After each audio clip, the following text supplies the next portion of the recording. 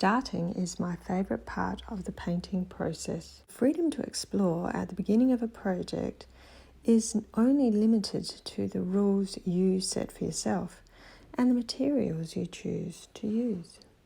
If you allow yourself to be swept up in the process, the materials themselves will reveal to you the direction you go. The plan is to make a background that's really interesting and then put a subject on top of each, two different little subjects, so they kind of go together.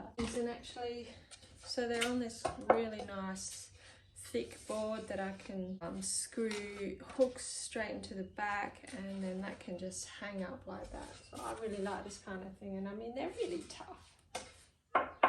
Can't be breaking these. Trying new materials adds to the exploration. I got myself some of these acrylic paint pens to try, and they'll be good to write on the back as well, which I'll get to later in this video. These little works will inform other things I want to work on, like a larger work and painting tutorials. They're studies really.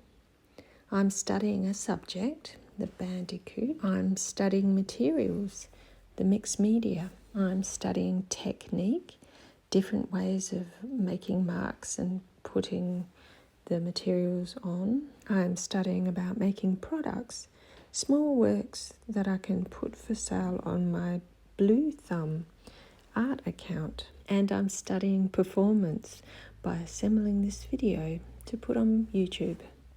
That's covering a lot of ground.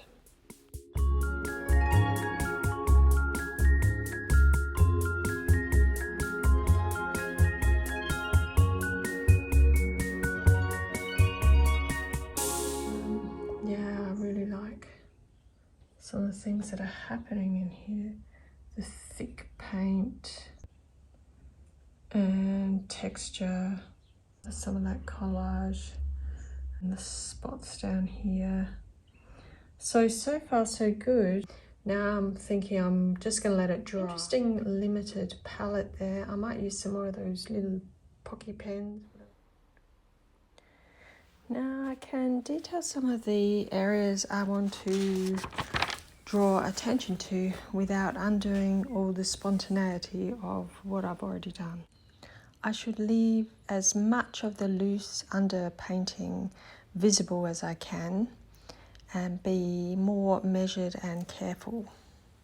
So to do this, I can wait until the paint is dry so that I can take off paint without sort of changing what's underneath if I need to. I can use a smaller brush and tidy up the edges, and I can use transparent paint to add layers. And I can move on to the next work while I think about it. By moving on to the next work, I'm able to lash out when I need to be restrained.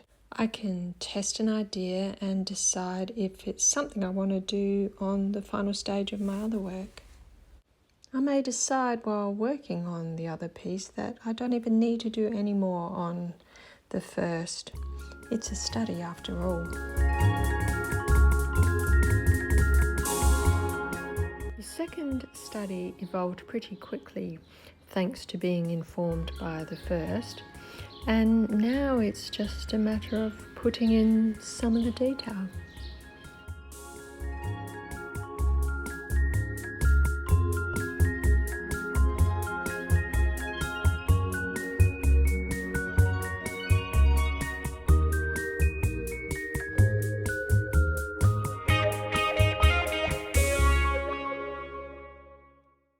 The back of the painting needs a little bit of attention too.